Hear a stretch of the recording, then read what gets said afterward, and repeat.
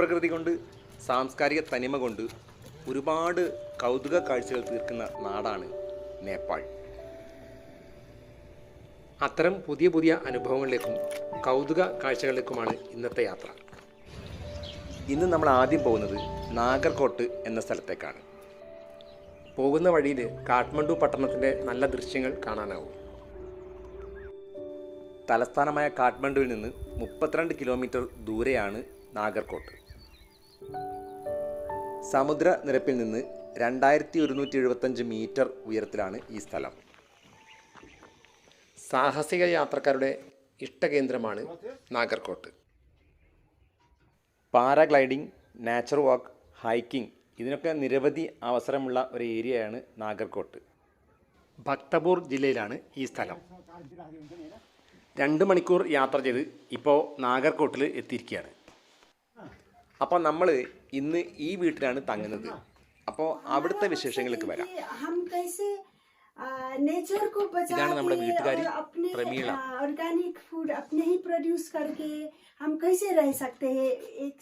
Mud hut പോലെയൊക്കെ നല്ല decorated ആയിട്ടുള്ള ഒരു നല്ല രസമുള്ള വീടാണ്. ഇപ്പോൾ ഏറ്റവും വലിയൊരു സന്തോഷമുള്ള ഒരു കാര്യം എന്താണെന്നാല് ഇസ്രായേലിൽ നിന്ന് താലി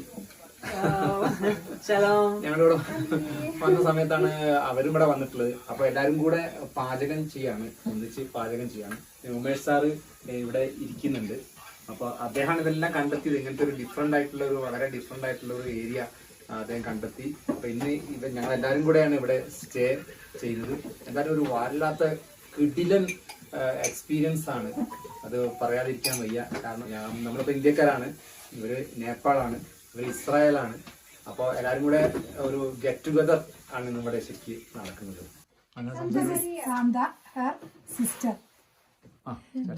I'm Pramila's sister, her sister, Nepali. मेरो नाम शान्ता हो, म प्रमिलाको बहिनी हो. हामी दुईजना सँगै बस्छौँ. अहिले हामी सँगै बसेको 10 वर्ष भइसक्यो. שלום, אני טלי מישראל, פה בנפאל, באירוח הכי מדהים שיכולתי למצוא, של שתי אחיות מדהימות מדהימות מדהימות. गीता में न मिलेगा न कुरान में मिलेगा, भगवान तू एक बंदे जो इंसान में मिलेगा. അപ്പോൾ ഞങ്ങൾ എല്ലാവരും കൂടി ചേർന്നിട്ട് വീടിൻ്റെ കൊലായിൽ ഇതുപോലെ ഭക്ഷണം കഴിച്ചുകൊണ്ടിരിക്കുകയാണ്. വളരെ ഡെലീഷ്യസ് ആയിട്ടുള്ള ഫുഡാണ്. ഞങ്ങളെല്ലാവരും കൂടി, നേരത്തെ പറഞ്ഞില്ലേ, ഞങ്ങൾ പല ആൾക്കാരാണ്, നേപ്പാളുകാരുണ്ട്, ഇസ്രായേൽ, എല്ലാവരും കൂടെ കൂടിയിട്ടാണ് ഇപ്പോൾ ഇരിക്കുന്നത് കഴിക്കുന്നത്. അത് തന്നെ ഒരു വല്ലാത്തൊരു അനുഭവമാണല്ലോ. ലോകത്തിൻ്റെ പല ഭാഗങ്ങളിലെ ആൾക്കാർ ഒന്നിച്ചിരുന്ന് ഇങ്ങനെ ഒരു ചെറിയ ടേബിളിൻ്റെ ചുറ്റും ഇരുന്ന് ഇങ്ങനെ കഴിക്കുക എന്നുള്ളത് വല്ലാത്തൊരു എക്സ്പീരിയൻസ് ആണ്.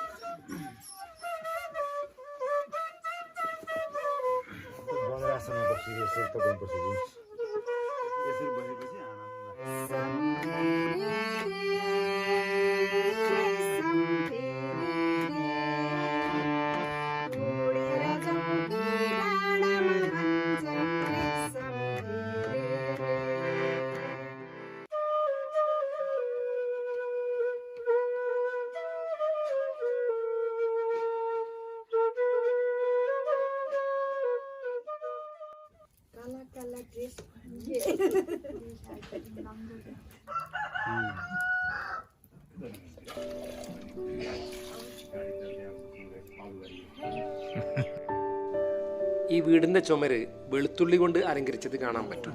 ഇത് ഇവരുടെ തന്നെ കൃഷിയാണ്. ഇതൊരു സൂക്ഷിച്ചു വെക്കൽ രീതിയാണ്, ഒപ്പം തന്നെ അലങ്കാരവുമാണ്. അപ്പോൾ ഇവിടുത്തെ ഒരു പ്രഭാതം കാണാൻ വേണ്ടി നേരത്തെ എഴുന്നേറ്റു. പക്ഷേ എന്താ പ്രശ്നം വെച്ചാൽ ഞാൻ 5:30 അലാറം വെച്ചു. ഇപ്പം ജസ്റ്റ് എഴുന്നേറ്റ് വരികയാണ്. അപ്പോൾ ഇവിടുത്തെ 5:30 ഈ കാണുന്നത്. അപ്പോൾ 5:30 ആയപ്പോഴേക്കും ഇവിടെ നേരം വെളുത്തിട്ടുണ്ട്. അപ്പോൾ ഞാൻ അന്വേഷിച്ചപ്പോൾ ഇവർ പറഞ്ഞത് ഇവിടെ 5 മണിക്ക് നേരം വെളുക്കും.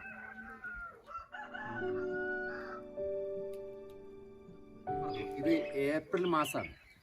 അപ്പോൾ നമുക്ക് മാർച്ച് ഏപ്രിൽ മെയ് എന്നൊക്കെ പറഞ്ഞു കഴിഞ്ഞാൽ നല്ല ചൂട് അനുഭവപ്പെടുന്ന കാലമാണ്. ഇവിടെ ഇപ്പോൾ ഈ മെയ് മാസം തന്നെ ഞാൻ പറഞ്ഞില്ലേ, ഇവിടെ ഇപ്പം 18 ഡിഗ്രി തണുപ്പ് തോന്നിക്കുന്നുണ്ട്.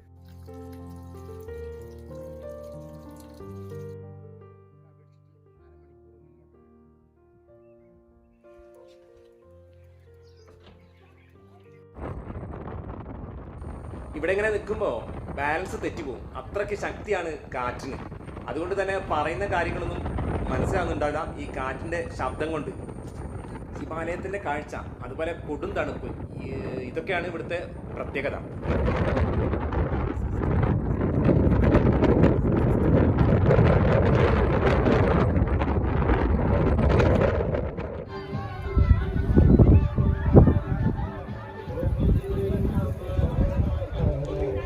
ഇനി മറ്റൊരു ഗ്രാമത്തിലേക്ക് പോവാണ്.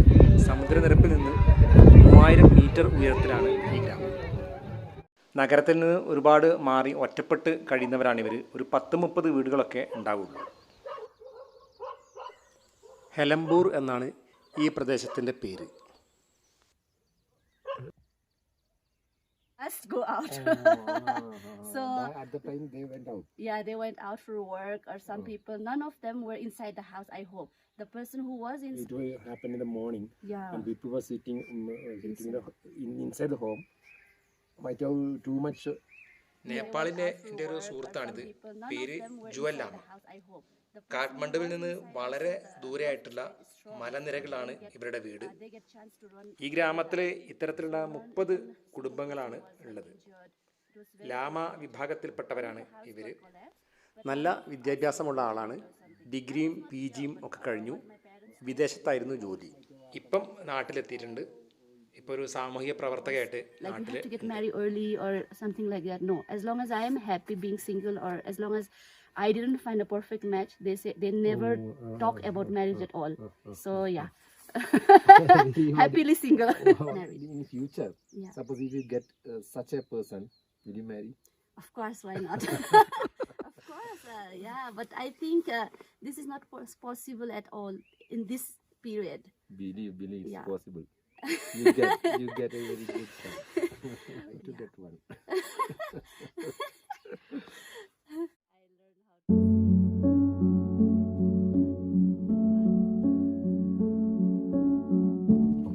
Steam cake. Yeah. That's a traditional style. Instead of that one, what would you like to? Early, the first thing what we drink is the Tibetan tea, the salt tea. Second of all, what we prefer in breakfast is the sattu. We call it champa. Champa, that is a wheat flour. You know, sattu, I mean, sattu we just put in the salt tea. We just stir it up. It's like a porridge, kind of porridge. This is the Kind of porridge. yeah. It's something like this. It's from the wheat. It's a wheat flour. This one we usually put inside the salt tea. We stir it up and we drink. That is best for breakfast. It's very healthy also, and this is what most of the people here they prefer to have in the breakfast. This is a traditional breakfast. Nowadays people love eating noodles or something like that, but this is the traditional one. ഒരു വീട്ടിൽ വന്നു. അപ്പോൾ ഇതൊരു പ്രത്യേക tea ആണ് തന്നിട്ടുണ്ട്. ഇതൊരു Tibetan സ്റ്റൈലിലൊരു പിന്നെ ടീ ആണ്. ഇതിൽ പഞ്ചസാര അല്ല ഉപയോഗിച്ചിട്ടുള്ളത്, ഉപ്പാണ് ഉപയോഗിച്ചിട്ടുള്ളത്. അപ്പോൾ ജീവിതത്തിൽ ആദ്യമായിട്ടാണ് ഇങ്ങനത്തെ ഒരു ടീ കഴിക്കുന്നത്. ഇത് അവർ പറഞ്ഞ ഈ കാലാവസ്ഥയ്ക്ക് വളരെ നല്ലതാണ്, റെസിസ്റ്റ് ചെയ്യാൻ വളരെ നല്ലതാണെന്നാണ് പറയുന്നത്. ജുവല്ലാമ വേറെയും കുറേ കഥകൾ ഞങ്ങൾക്കായി പറഞ്ഞു തന്നു.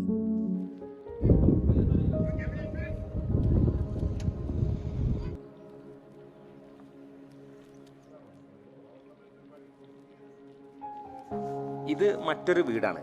ഇവിടെ കണ്ട ഏറ്റവും വലിയൊരു പ്രത്യേകത എന്താണെന്ന് വെച്ചാൽ, നമ്മളിപ്പോൾ ഇരിക്കുന്നത് വീടിൻ്റെ 3ാമത്തെ നിലയാണ്. അപ്പോൾ ആ 3ാമത്തെ നിലയിലാണ് അടുപ്പ് സജ്ജീകരിച്ചിരിക്കുന്നത്.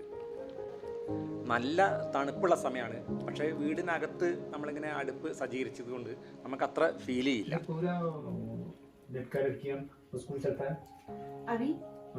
अभी है स्कूल हाई स्कूल नहीं है इधर में आसपास में स्कूल है अभी भी है. അതുപോലെ ഈ വീടിന്റെ ഉടമസ്ഥയായിട്ടുള്ള ഭീമാലാമ അവരിങ്ങനെ അടുത്തിരുന്നിട്ട് ഞങ്ങളിങ്ങനെ എന്താണ് ഭക്ഷണം കഴിക്കാൻ വേണ്ടിയിട്ട് അങ്ങനെ എന്താണ് വേണ്ടത്, ഇനി എന്താ വേണ്ടത്, എന്തൊക്കെ വിളമ്പണം, വിളമ്പിന്റെ ടേസ്റ്റ് എങ്ങനെയാണ് തുടങ്ങി കുറേ കാര്യങ്ങൾ അടുത്തിരുന്ന് ചോദിച്ചുകൊണ്ടിരിക്കുന്നത്. അപ്പോൾ ആ ചിരിയെ കണ്ടില്ലേ, അത്രയും ഇങ്ങനെ വളരെ പുഞ്ചിരിയോട് കൂടിയിട്ട് ഭയങ്കര തുറന്ന മനസ്സോട് കൂടിയിട്ട് ഇങ്ങനെ ചോദിച്ചുകൊണ്ടിരിക്കുകയാണ്. പക്ഷെ ഭക്ഷണത്തിൽ ഒരു കാര്യം കാണാൻ കഴിഞ്ഞത് പിന്നെ നോൺ വെജ് അങ്ങനെ ഇല്ല, പ്യൂർ വെജാണ് കഴിക്കുന്നത്. തന്നെയല്ല ഇതിപ്പം കുറച്ച് മുമ്പ് പുറത്തു പോയിട്ട് കൊണ്ടുവന്ന പിന്നെ പച്ചക്കറികളാണ്, അതുകൊണ്ടാണ് ഇത് വാങ്ങിയതല്ല. അപ്പൊ ഇതൊക്കെയാണ് ഇതിന്റെ പ്രത്യേകത. ഇവിടെയും സാൾട്ട് ടീ തന്നെയാണ് ഉപയോഗിക്കുന്നത്. തേയിലയുടെ ഇലയാണ് കാണുന്നത്, അതിങ്ങനെ പാക്കറ്റിലും ലഭിക്കും.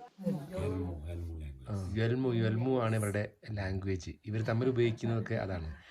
പിന്നെ നേപ്പാളി ഭാഷ ദേശീയ ഭാഷയായിട്ടുണ്ട്. പിന്നെ ഹിന്ദിയും അറിയാം.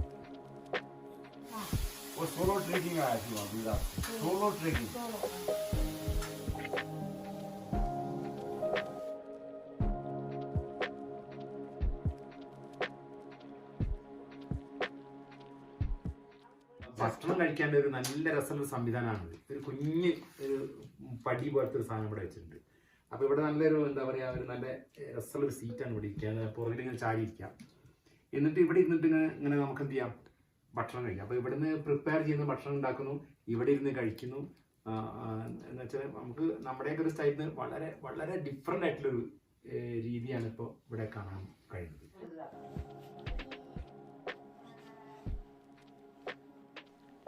ലാമ വിഭാഗക്കാർ ബുദ്ധമത വിശ്വാസികളാണ്. പൂജാ റൂമും മറ്റുമാണ് കാണുന്നത്.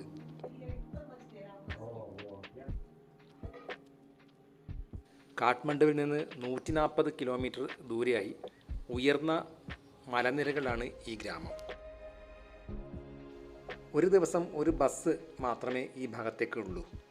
അപ്പോൾ അതുകൊണ്ട് തന്നെ എന്തെങ്കിലും അപകടം അതുപോലെ രോഗം ഒക്കെ വന്നു കഴിഞ്ഞാൽ ചികിത്സയ്ക്ക് പോകുന്നത് വലിയ പ്രയാസമുള്ള കാര്യമാണ്. ചുരം കയറി ബസ്സോ മറ്റു വാഹനങ്ങളോ വരാൻ ഒരുപാട് സമയമെടുക്കും. അതുകൊണ്ട് എമർജൻസി ആയിട്ട് എന്തെങ്കിലും ഒരു കാര്യം വന്നാൽ ഹെലികോപ്റ്റർ വിളിക്കാറാണ് ചെയ്യാറ് എന്നാണ് ഇവർ പറഞ്ഞിട്ടുള്ളത്. ഹെലികോപ്റ്റർ വരുത്തുന്നു എന്ന ആ ഒരൊറ്റ കാര്യം മതി ഇവരുടെ ജീവിത സാഹചര്യം നമുക്ക് മനസ്സിലാക്കാൻ. അത് ഒരുപാട് ചിലവേറിയ കാര്യമാണെന്ന് കൂടി അവർ സൂചിപ്പിക്കുകയുണ്ടായി. മഴക്കാലം അതിഭീകരമാണ് ഇവിടെ. തുടർച്ചയായി പെയ്യുന്ന മഴ, അതിൽ ഉരുൾപൊട്ടൽ, മണ്ണിടിച്ചിൽ ഒക്കെ ഉണ്ടാവാറുണ്ട്. അതുപോലെ ചുറ്റും കൊടും കാടായതുകൊണ്ട് കരടിയുടെ ശല്യവും ചിലപ്പോഴൊക്കെ ഉണ്ടാവാറുണ്ട്.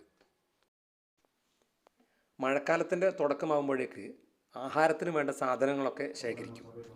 മഴക്കാലത്ത് വീട് അടച്ചിട്ട് ദിവസങ്ങളോളം പുറത്തിറങ്ങാതെ ഇരിക്കും. ഒരുപാട് പ്രതിബന്ധങ്ങൾ നേരിട്ടുകൊണ്ടും പ്രകൃതിയോട് മല്ലടിച്ചുകൊണ്ടുമാണ് ഇവിടുത്തെ ജനത ജീവിക്കുന്നത്.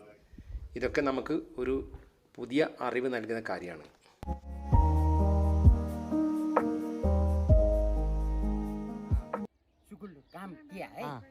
വളരെ നിഷ്കളങ്കരായ നേപ്പാളി. सऊदी इधर नहीं है मेरा इधर बारह में बेटे का इधर भाई साखू बंदारी गांव में.